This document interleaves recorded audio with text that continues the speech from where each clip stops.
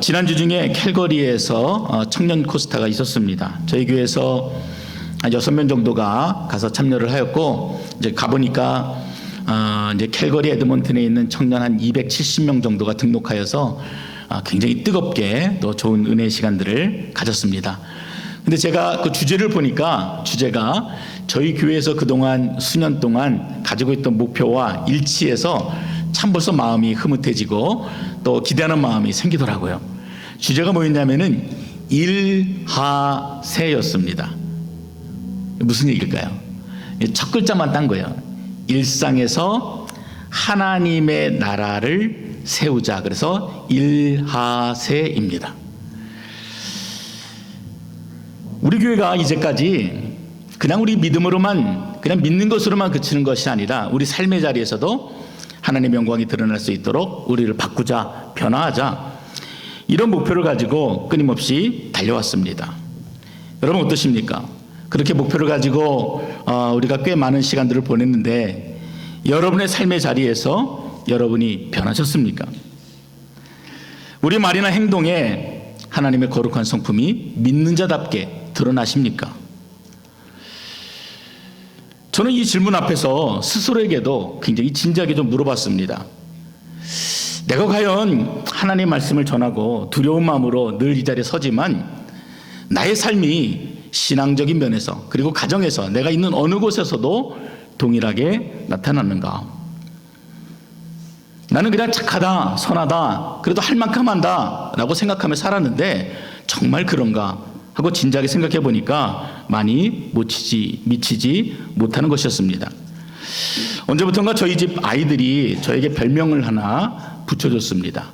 별명이 뭐냐면요, 최소민입니다. 여러분 이게 무슨 뜻인지 아십니까? 아이들이 좀 물어보거나 아이들이 저에게 좀 다가오면 제가 좀 이렇게 냉정하게 해요. 이렇게 따뜻하게 잘 못 해줍니다, 집에서는. 그래서 아이들이 아빠는 소민하다고, 그래서 최소민입니다. 제가 여러분에게 이 말을 드리는 것은 사실 저희 부끄러운 모습이죠. 근데 이렇게 말씀을 드림으로 인해서 내가 나를 바꿔야겠구나, 이런 나의 모습이 어찌 보면은 좀 나의 마음을 좀 알아주고자 하는 나의 연약한 모습이기도 하지만 이러한 모습을 통해서 내가 좀 변화되었으면 좋겠다 하는 간절한 바람을 여러분 앞에 고백한 것이기도 합니다. 이처럼 우리는 분명 그리스도인이 되면은 삶이 달라져야 합니다. 그게 지극히 정상입니다. 우리가 그리스도인이 되면은 달라지는 것들이 크게 3가지가 있습니다. 첫째는 자아관입니다. 예수를 만나기 전에는 남보다 많이 갖고 그리고 우월한 면이 있으면은 그 모습이 마치 나인 것처럼 착각하며 살아갑니다. 돈을 많이 가지고 있으면은 그 사람들이 우러러 보면은 이게 마치 자신의 본 모습인 양 우쭐대면서 살아가고 우리가 흔히 보게 되는 소위 갑질이라는 것도 하게 되지요. 반대로는 어떻습니까? 실패하면은 내가 이 세상에 살아서 뭘 하나, 나는 필요 없는 존재처럼 여겨서 스스로 비관적인 삶을 살아가게 됩니다. 그러나 믿음을 갖게 되면은 우리 스스로에 대해서 자부심을 갖게 됩니다. 나처럼 이처럼 죄와 허물로 인해서 죽을 수밖에 없는 영혼, 아무도 관심을 가져주지 못하는 이 영혼을 향해서 하나님이 가지신 그 관심에 감격하게 됩니다. 나 같은 자에게도 하나님이 은혜를 베푸시는구나, 나 같은 자들에게도 하나님께서 포기하지 아니하시고 붙들어 주시구나, 그리고 스스로에 대해서 어깨가 우쓱 올라가게 됩니다. 이것이 우리가 가지고 있는 자아관의 변화입니다. 두 번째로 우리가 그리스도인이 되면은 세상을 보는 눈, 세계관이 달라집니다. 세상 사람들은 뭐라 그럽니까? 돈이 세상을 움직여, 돈이 가장 가치가 있는 것이야. 실제로도 어느 정도 공감은 됩니다.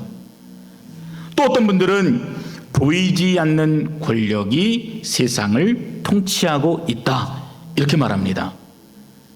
우리가 볼 때는 트럼프, 아니면은 중국을 통해서, 아니면 큰 국가들을 통해서 세계가 움직여지고 결정이 된다라고 생각을 하기도 합니다. 또 어떤 분들은 프리메이슨이다라고 말하기도 합니다. 또 권력이 세상을 움직인다는 것입니다. 그래서 실제로 세상 사람들은 그 세계관에 따라서 돈과 권력을 얻기 위해 살아갑니다.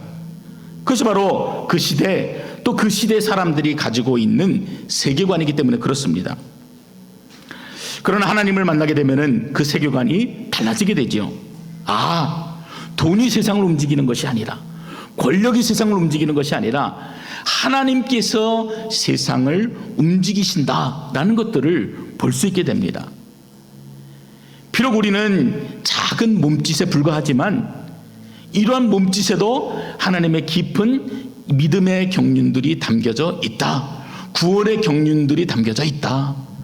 그래서 나를 통해서도, 이 부족한 나를 통해서도 하나님의 역사가 움직여진다라고 하는 자부심들을 우리가 갖게 됩니다. 마지막으로 우리 한 가지 살펴볼 것은 가치관입니다. 여러분, 가치관이라는 것은 내가 가치가 있다고 생각하는 삶의 우선순위입니다. 이전에는 내 꿈이 중요했습니다. 내 사업이 중요했습니다.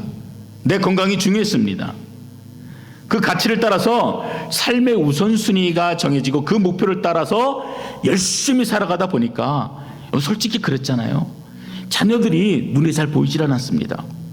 어떻게 아이들이 자라나는지, 이 아이들이 어떤 언어로 어떻게 살고 있는지, 이 아이들에게 어떤 가치관이 형성이 되는지 사실은 잘 돌아보지를 못했습니다. 교회에서도 마찬가지입니다. 나에게 있는 세상적인 가치관이 나를 여전히 붙잡고 있으니까 교회에서 10년, 20년, 아니요 50년, 60년 생활을 해도 내가 정말 예수님의 성품처럼 변화되는 일에는 별로 관심이 없습니다. 끊임없이 훈련 받으십시오. 끊임없이 같이 함께 말씀을 읽고 하나님의 사람으로 변화됩시다 하는 그 일에는 별로 관심이 없는 것입니다. 나의 가치에서 밀려버렸기 때문입니다. 그런데 예수님을 만나면은 달라집니다. 휴일이 아니라 주일이 기다려집니다. 예배를 드리는 것이 너무나 좋아요. 제가 청년 때 그 사실들을 좀 경험했습니다. 예배를 드린다는 것이 너무나 좋은 거예요. 하나님 만나고 하나님을 고백한다는 것이 너무나 감격이 되었습니다. 그래서 주일날 한 번 예배 드리는 것으로 만족하지 못했어요. 월요일날 예배 드리는 데가 어디 있나 찾아가고, 화요일날 예배 드리는 데가 어디 있나 찾아가고, 일주일 내내 예배 드리는 장소들만 찾아가서 예배를 드렸습니다. 이처럼 우리의 가치가 달라지는 거예요. 이전까지는 내가 중요하게 여겼던 친구, 돈, 성공, 이런 것들이 나의 가치의 우선순위가 되었더라면 이제는 예수님과 교제하는 것, 그리고 그분을 알아가는 것, 그분의 음성을 듣는 것, 그분을 경험하는 것, 이런 것들이 나의 가장 중요한 우선순위가 되어지는 것입니다. 삶의 가치가 전도된 것입니다. 근데 문제는 여러분이 처음에도 살펴보았던 것처럼 이처럼 분명히 우리가 예수를 믿었다면, 그리고 예수가 내 안에 분명히 살아 계시다면 우리들의 자아관이 달라져서 나타나야 되고, 우리들의 세계관이 나를 통해서 나타나야 되고, 그리고 그리스도인이 가져야 될 가치관들이 나의 삶을 통해서 분명히 드러나야 되는데, 우리의 모습은 여전히 세상을 너무나 닮아 있다는 것입니다. 심지어는 세상에서 하던 말과 행동이 그대로 교회에서도 나타나고요, 여전히 교회에서 싸우고요, 여전히 교회에서 이기적인 모습들을 가지고 있고요, 세상의 방식대로 교회를 운영하기도 합니다. 그러나 여러분, 우리가 분명히 구원을 받았다면, 내가 하나님의 자녀라면은, 그래서 내가 거저주시는 하나님의 구원의 은혜를 경험한 자라면은 당연히 우리들의 성품은 하나님의 성품을 닮아야 하는 것입니다. 그렇게 날마다 변해져 가는 것이 지극히 정상이라는 말입니다. 그래서 예수를 믿게 되면은 하나님의 그 자비가 내 안에 나타나는 거예요. 길거리를 다니다 홈리스를 볼 때 그들을 향한 긍휼의 마음들이 내 마음에 생기는 것입니다. 전에는 그저 내 밥그릇 챙기기도 바빴다면은 이제는 교회 안에 어려운 자들을 보면서 그들을 향해 내가 무엇을 도와줄까를 생각하게 됩니다. 왜요? 그것이 아버지의 마음이기 때문에 내 마음이 그에게 합한 마음으로 변화되어져 가는 것입니다. 그분의 지혜가 나타나요. 그분의 능력이 나타나요. 그분의 선하심이 나타납니다. 그분의 신실하심이 나타나요. 정직이 나타납니다. 그분의 순결이 드러납니다. 그분의 능력이 드러납니다. 그분의 정의가 드러나요. 그래서 죄에 대해서는 분노하고, 그리고 선에 대해서는 온전하게 지키고자 하는 나의 의지, 하나님의 의지가 드러나게 됩니다. 그리고 하나님의 사랑이 드러납니다. 그런 하나님의 성품들이 우리를 통해서 분명하게 드러나야 됩니다. 물론 본질적인 부분에 있어서는 하나님과 차이가 있겠지만, 그런 성품을 지니도록 하나님이 우리를 만드셨기 때문에, 우리가 온전히 회복이 되어졌다면은, 예수 그리스도의 보혈로 우리가 하나님의 자녀가 되었더라면은, 그러한 하나님의 거룩한 성품들이 우리를 통해서 드러나는 것이 지극히 정상이라는 것입니다. 바울을 보십시오. 바울의 발자취를 따라갈 때마다 바울이 가지고 있는 그 열정, 바울이 가지고 있는 참 그 굳은 마음, 그 변하지 않는 마음, 그 신실함에 우리는 감탄하게 됩니다. 그러나 바울이 예수님을 만나기 이전부터 그랬습니까? 그렇지 않았어요.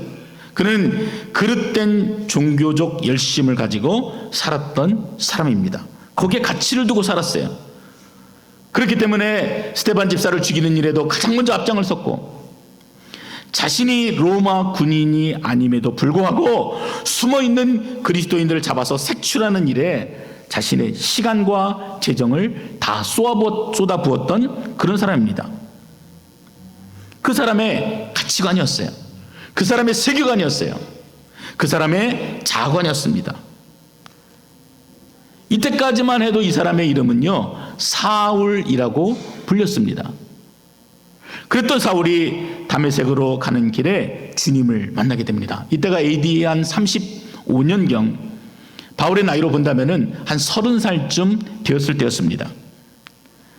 사도행전 9장에 보면은 사울은 주님을 만나고 그 즉시로 완전히 다른 길을 가게 됩니다. 여러분, 어디로 간 줄 아십니까? 그전에는 예수 믿는 자들을 잡는 일에 그 발이 빨랐다면은, 이제는 변화되어지니까, 이제는 달라지니까, 이제는 회복이 되어지니까 바로 회당으로 갔습니다. 회당에 가서 여전히 자신의 자아로 충만히 가득 차 있는 유대인들을 향해서 그들에게 복음을 전하기 위해서, 그들에게 살아계신 예수님을 증거하기 위해서 회당으로 달려간 것입니다. 가치관이 완전히 달라졌어요. 복음의 가치를 알게 되니까 그 가치 앞에 자신의 인생을 온전히 내려놓을 수 있게 된 것입니다. 광기로 가득 차 있는 유대인들에게 어떻게 하면은 저 사람들도 나처럼 참된 진리를 발견해서 하나님의 성품이 드러나게 할 것인지, 그것이 바울의 목표가 되었던 것입니다. 그래서 오늘 29절의 말씀처럼 아그리빠 왕뿐만 아니라 자신의 말을 듣는 모든 사람도 다 자신과 같이 되기를 원했다 하는 그 간절한 고백이 나오게 되었던 것입니다. 그래서 사도행전 13장은요 굉장히 중요한 의미가 된다고 했습니다. 사도행전 13장에서 사울은 사울이라고 하는 자신의 이름을 버리게 됩니다.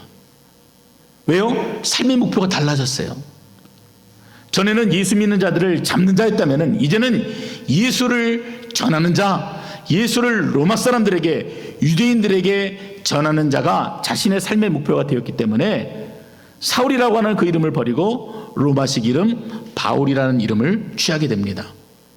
그 사도행전 13장 이후로부터는 사울이라는 이름이 사라지고요, 바울이라는 이름이 등장하게 됩니다. 또한 13장이 중요한 이유가 뭐라 그랬습니까?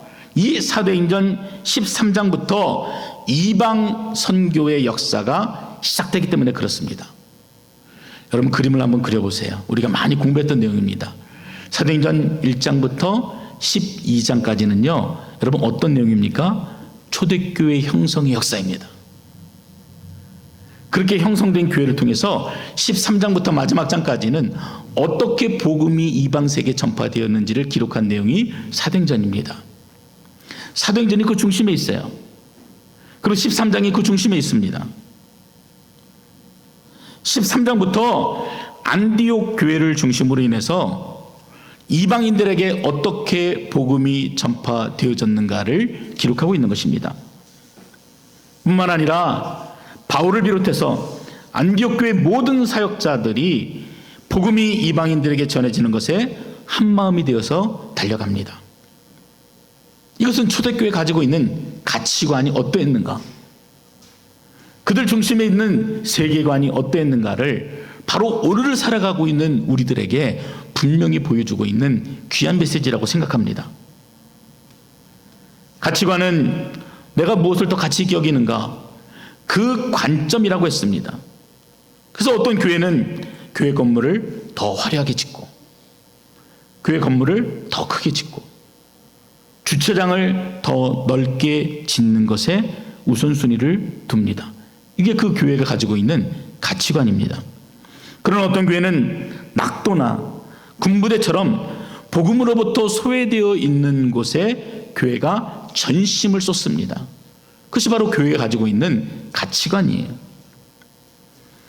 지금은 은퇴하셨지만 이동휘 목사님이라고 하는 분이 계십니다. 이분이 1983년에 미군들이 쓰던 창고 건물을 개조해서 전주 안디옥 교회를 세웠습니다. 근데 그 교회 모습이 마치 깡통을 절반으로 잘라놓은 것 같다 해서 깡통교회라고 하는 별명이 붙었습니다. 그래서 전주에서 깡통교회 이러면은 모르는 사람이 없을 정도로 굉장히 유명해진 것입니다. 근데 전주에서 이 안디옥 교회가 깡통교회로 불린 것, 그것 때문에 사람들에게 많이 알려지고 선전이 되어졌던 것이 아니라 예수를 위해 불편하게 살자라고 하는 특별한 구호를 내세우면서 일평생 선교와 구제에 힘쓴 목사님과 성도들의 삶이 세상 사람들에게 알려졌기 때문입니다. 여러분, 말이 깡통교회지 그 목적이 아무리 좋아도 그렇지요, 그곳에서 예배를 드린다고 생각해 보세요.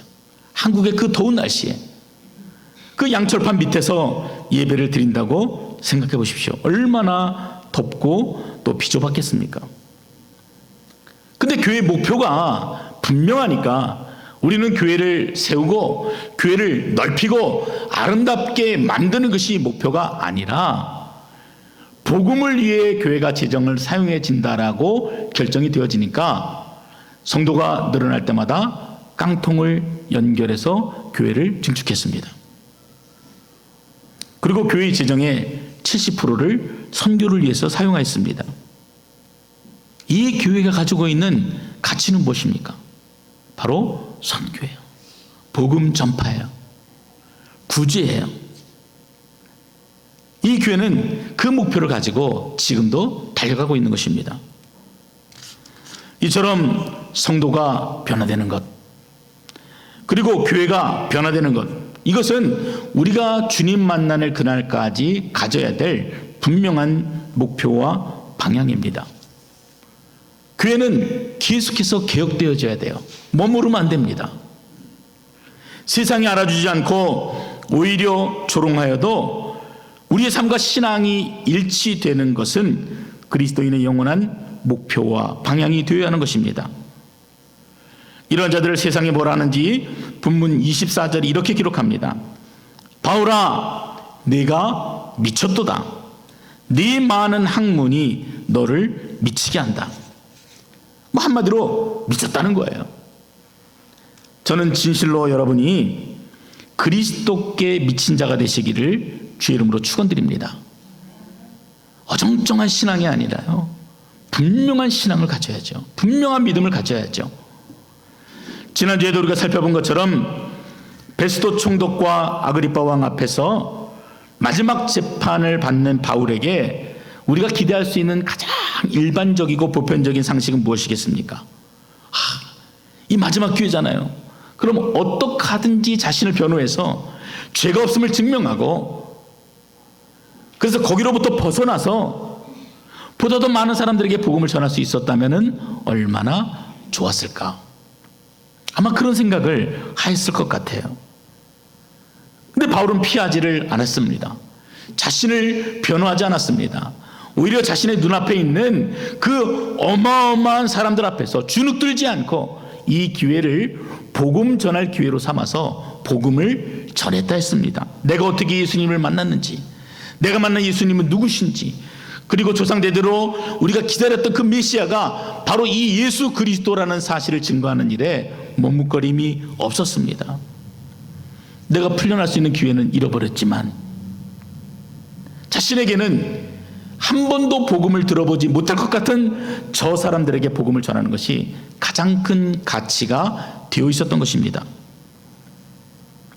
그래서 바울이 이렇게 변론합니다. 19절 말씀에 아그리빠 왕이여, 그러므로 하늘에서 보이신 것을 내가 거스르지 않았습니다. 내가 지금까지 가치 있게 여겼던 모든 것들, 그 목표를 가지고 얼마나 열심히 달려왔는가, 세상이 나를 어떻게 보는가, 그것이 내가 예수를 만나기 이전의 삶이었습니다. 그러나 지금은 하늘에서 나로 하여금 깨닫게 해주신 이 가치를 내가 붙들고 살아갑니다. 하늘에서 보여준 그 계시 앞에 철저하게 순종하며 살아갑니다. 고백하는 것입니다. 보소서, 내가 하늘을 거스르지 않았습니다. 나는 그저 하늘의 음성에 순종할 따름입니다. 여러분이 얼마나 분명하고 뚜렷한 믿음입니까? 영국에서 아프리카를 탐험한 사람들 중에 대표적인 두 사람이 있습니다. 한 명은 세실 로드라고 하는 사람이고, 또 한 사람은 또 우리들이 잘 알고 있는 리빙스톤이라고 하는 사람입니다. 이 로드라고 하는 사람은요, 오히려 세상에서 인정을 받았던 사람입니다.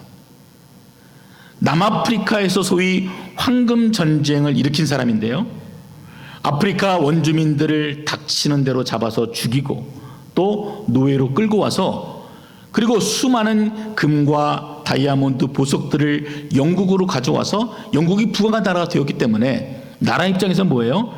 이 사람처럼 충신이 없는 겁니다. 애국자 칭호를 받았어요. 그 시대가 가지고 있는 그 가치에 충실히 살았던 대표적인 인물입니다. 그러나 리빙스톤은 그 시대의 가치를 따르지 않았습니다. 오히려 노예 제도를 비난하였습니다. 자기 조국 영국의 침략 정책을 해외에서 신랄하게 비판했습니다. 그래서 로드는 그 나라의 충신이 되었지만 리빙스톤은 오히려 반역자라는 말을 듣고 살았습니다. 그리고 시간이 한참 흘렀죠. 오늘날 이 로드의 무덤을 기억하는 사람은 하나도 없습니다. 그러나 리빙스톤의 묘는 웨스트민스터 성전, 사람들이 가장 많이 다니는 곳에 위치하여서 여전히 사람들의 기억 속에, 그리고 우리들의 기억 속에 남아있는 것입니다. 하나님의 가치를 따라서 살았기 때문에 그래요. 우리가 사는 세상은 가진 것의 유무로 행복이 결정됩니다. 가진 것의 유무로 성공과 실패가 갈립니다. 돈을 벌고 유명해지고, 그래서 풍요롭고 여유 있는 삶을 누리는 것이 성공이다라고 판단합니다.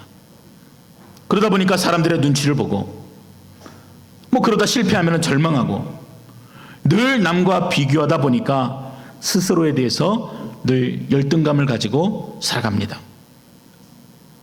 그러나 그리스도인들은 하늘의 가치를 붙들고 살아가는 자들입니다. 한번 따라해 보십시오. 나는 하늘의 가치를 붙들고 사는 자다. 그게 우리의 모습이에요. 우리가 추구해야 될 방향입니다. 고린도후서 4장 7절에 보면은 성경은 오히려 우리를 깨지기 쉽고 볼품이 없는 질그릇이라고 비유합니다. 하지만 그 질그릇 안에 보배이신 그리스도가 담겨있기 때문에 우리로 하여금 가치 있다, 귀하다 말씀합니다. 여러분, 누구에게 선물을 줄 때요, 여러분 포장지에 관심이 있습니까? 아니면은 그 선물 안에 들은 내용에 관심이 있습니까? 내용에 관심이 있어요. 아무도 그 포장지를 오랫동안 보관하지 않습니다. 근데 세상은 포장지로 하여금 살게 만들어요. 나를 꾸미는 일, 남들에게 보여지는 일. 이 안에는 아무것도 없는데 가지면 가질수록 공허함만이 남는데도 이 안에 진실한 것들을 담기를 거부합니다. 여러분, 왜 절망합니까? 그 포장지를 보기 때문에 그래요. 질그릇 같은 자신을 보고 있기 때문에 그렇습니다. 여러분, 왜 낭망하십니까? 스스로 가치가 없다 생각하기 때문입니다. 왜요? 내 안에 있는 예수 그리스도 그 보배이신 그분을 보지 못하기 때문에 그렇습니다. 우리가 질그릇 같아서 문제가 아니라 보배를 담은 질그릇임을 깨닫지 못하기 때문에 우리는 매일매일 절망의 자리, 실패의 자리, 슬픔의 자리, 눈물과 고통의 자리에 머물게 되는 것입니다. 사도 바울, 그는 분명 하늘로부터 보여주신 것, 하늘로부터 보이신 것을 거역하지 않았습니다. 그는 마지막까지 붙들었어요. 순종했어요. 그래서 복음을 전했고, 그래서 오히려 더 많은 환난과 결국 죽음에까지 이르게 되지만 결코 복음 앞에서 타협하지 않았습니다. 그리고 당당하게 많은 환난과 고통이 내게 있었지만 하나님의 뜻을 따르고 하나님의 역사를 이루고 하나님을 위하여 살았더니 하나님께서 나를 책임져 주셨고 나를 지금까지 지켜주셨습니다. 그래서 여러 번 죽을 뻔했지만 지금까지 나는 살아 있습니다. 당당하게 고백하는 것입니다. 여러분, 24절을 우리 다시 한번 읽어보겠습니다. 24절입니다. 시작. 바울이 같이 변명하매 베스도가 크게 소리내어 이르되 바울아, 네가 미쳤도다. 네 많은 학문이 너를 미치게 한다.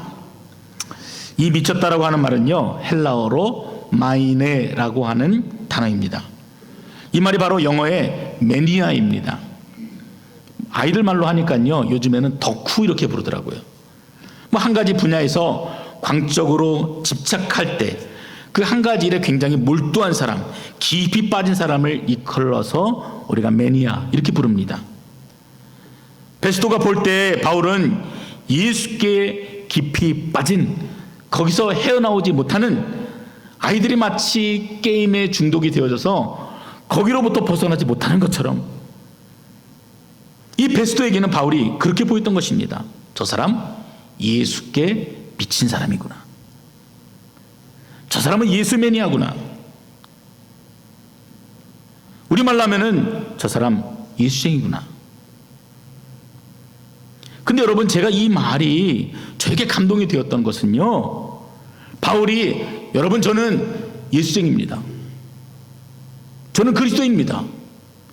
아니면 교회 사람들이 아유, 바울은 정말 예수 철저하게 믿어, 이렇게 말했던 것이 아니라 누가 얘기한 거예요? 예수의 적이었던, 예수를 믿지 않는 세상 사람들 중에 대표라고 할 수 있는 이 베스도가 오히려 바울을 가리켜서 저 사람은 예수쟁이다라고 말하고 있기 때문에 그렇습니다. 남이 인정해 준 거예요. 세상 사람이 인정해 준 것입니다. 여러분, 우리가 그리스도인인 것은 교회에서 인정이 되어지는 것이 전부가 아니에요. 오히려 여러분이 거하시는 삶의 자리에서 여러분이 그리스도인임이 증명이 돼야 됩니다. 아, 저 사람 달라. 믿는 사람이니까 분명히 다르네. 본문에 보니까 아그리빠 왕이 이렇게 얘기합니다. 28절이죠. 아그리빠가 바울에게 이르되 네가 적은 말로 나를 권하여 그리스도인이 되게 하는도다. 이렇게 얘기합니다. 이 마음이 얼마나 갈등이 되었겠어요. 저렇게 죽음을 앞에 놓고도 당당하게 끝까지 자신을 얘기하는 바울이 참 어찌 보면은 참 가소롭기도 하고, 어찌 보면은 참 저 사람 뭘 가졌길래 저렇게 당당하는가 궁금하지 않겠습니까? 그래서 그렇게 얘기하는 거예요. 너가 적은 말로 나를 권하는구나. 여기 번호 써 있는 대로 밑에 성경을 보시면은요, 이렇게 주석에 달려 있습니다. 또는 짧은 시간에. 굉장히 함축적으로 짧은 시간 안에 내 안에 있는 그리스도, 내가 경험한 예수를 얘기했던 거예요. 29절 여러분, 바울이 그 말에 대해서 이렇게 대답합니다. 바울이 이르되 말이 적으나 많으나 지금 내가 당신에게 짧은 시간을 얘기했건 길게 얘기했건 그것이 중요한 거 아닙니다. 오늘 내 말을 듣는 모든 사람도 내가 지금 결박당했다는 것, 그 죽음을 앞에 두었다는 것, 그런 거 말고 지금 내 안에 계신 이 보배 그리스도를 담을 수 있기를 원합니다. 이게 바울의 마지막 고백입니다. 얼마나 당당합니까? 왕 앞에서 조금 더 위축됨이 없습니다. 자신의 처지나 소위 가진 것을 헤아려 본다면은 지금 바울은 왕 앞에서 머리를 조아리고 굽실거려야 하는데, 네가 지금 나를 적은 말로 전도한다. 아닙니다. 지금 내가 하는 말 짧고 길고 문제가 아니라 이 말을 듣는 모두가 나와 같이 되기를 원합니다. 여러분, 바울의 완벽함을 닮으라고 하는 것이 아니에요. 바울이 이렇게 살았기 때문에 우리로 하여금 그러한 도전을 주는 것이 아닙니다. 그럼 우리가 따라갈 수 있겠습니까? 어떤 마음입니까? 정말 참된 가치를 마음에 두고 그것이 바른 것임을 믿고 그것이 내가 끝까지 추구해야 될 진리라는 것을 믿고 그렇게 살아가는 것, 그것을 바울이 당당하게 권하고 있는 것입니다. 이 당당함은 진정한 가치를 발견한 사람에게서만 볼 수 있는 당당함입니다. 이 당당함을 얻기 위해서는 그 가치에 생명을 걸 만큼 확신을 가지고 있어야 합니다. 뿐만 아니라 그 가치를 자신의 삶으로 증거하는 자에게서 볼 수 있는 당당함인 것입니다. 여러분의 삶이 여러분 안에 있는 예수 그리스도, 그 보배와 같은 예수 그리스도로 인해서 당당할 수 있기를 주 이름으로 축원드립니다. 여러분의 표정과 언어와 행실이요 예수 믿는 자답게 세상 가운데 드러나기를 주 이름으로 축원합니다. 이게 여러분의 소원이 돼야 돼요. 여러분의 가치가 돼야 돼요.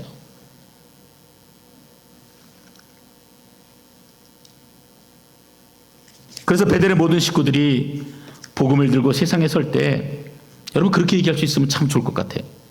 여러분, 나와 같이 되십시오. 참 어찌 보면은 부끄러운 이야기잖아요. 근데 내 주변에 있는 이웃들에게 아들아, 나와 같이 되라. 누구 엄마, 나와 같이 되었으면 좋겠어. 이렇게 자신 있게 말할 수 있도록 여러분의 삶이 하나님의 거룩한 성품을 날마다 닮아가실 수 있기를 주 이름으로 축원드립니다.